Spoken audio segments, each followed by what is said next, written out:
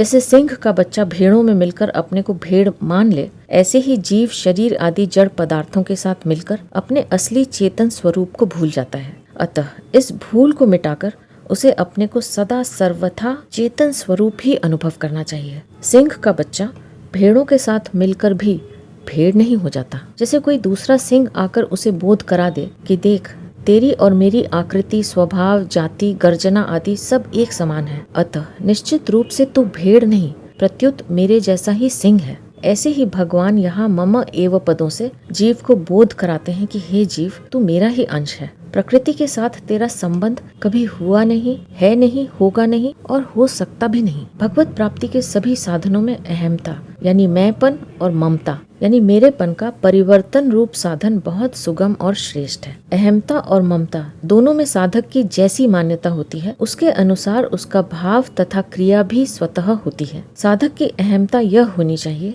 कि मैं भगवान की ही हूँ या मैं भगवान का ही हूँ, और ममता यह होनी चाहिए कि भगवान ही मेरे हैं। यह सबका अनुभव है कि हम अपने को जिस वर्ण, आश्रम, संप्रदाय आदि का मानते हैं, उसी के अनुसार हमारा जीवन बनता है। पर यह मान्यता, जैसे मैं ब्राह्मण हूँ, मैं साधु हूँ आदि, केवल नाटक के स्वांग की तरह कर्तव्य पालन के लिए है, क्योंकि यह सदा रहने वाली नहीं है। परंतु मैं भगवान की हूँ या मैं भगवान का हूँ, यह वास्तविकता सदा रहने वाली है। मैं ब्राह्मण हूँ, मैं साधु हूँ आदि भाव कभी हमसे ऐसा नहीं कहते कि तुम ब्राह्मण हो या तुम साधु हो। इसी प्रकार मन, बुद्धि, इंद्रियां, शरीर, धन, जमीन, मकान आदि जिन पदार्थों को हम भूल से अपना मान रहे हैं, वे हमें कभी ऐसा नहीं कहते कि तुम हमारे हो, परंतु संपूर्ण सृष्टि के रचयिता परमात्मा स्पष्ट घोषणा करते हैं कि जीव मेरा ही है।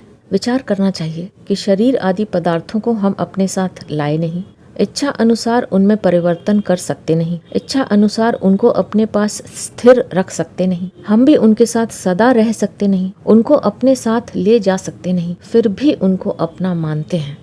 यह हमारी कितनी बड़ी भूल है। बचपन में हमारे मन, बुद्धि, इंद्रियां, शरीर जैसे थे वैसे अब नहीं है, सब के सब बदल गए हैं। फिर भी हम मैं जो बचपन में था वही अब हूँ ऐसा मानते हैं। कारण यही है कि शरीर आदि में परिवर्तन होने पर भी हमारे में परिवर्तन नहीं हुआ। इस प्रकार शरीर आदि में हमें स्पष्ट परिवर्तन दिखता है। जिसको परिवर्तन दिखता है वह स्वयं परिवर्तन रहित होता ही है। अतः संसार के पदार्थ, व्यक्ति हमारे साथी नहीं है। मैं भगवान की हूँ या मैं भगवान का हूँ, ऐसा भाव रखना अपने आप को भगवान में लगाना है। साधकों से भूल यही होती है कि वे अपने आप को भगवान में न लगाकर मन, बुद्धि को भगवान में लगाने का प्रयास करते हैं। मैं भगवान की हूँ